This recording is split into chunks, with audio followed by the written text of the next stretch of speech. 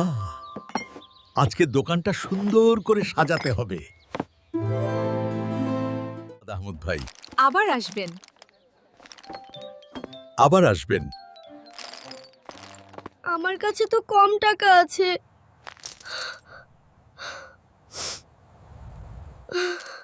ইস, যদি কিনতে পারতাম কত মজা হতো। এই ছেলেটা এত মন খারাপ কেন? সে কান্না করছে কেন? নাও, এটা তুমি নিয়ে যাও। ভালো। সত্যি? আমার তো টাকা কম। ধন্যবাদ চাচা, আমাকে এটা দেওয়ার জন্য। চলো টাকা ফেরত দিয়ে আসি।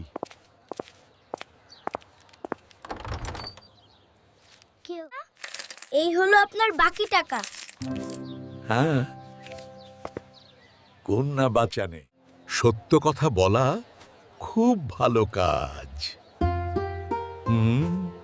আমরাও এখন সব সময় সত্য বলবো। এই দোকানটা সত্যি অনেক ভালো।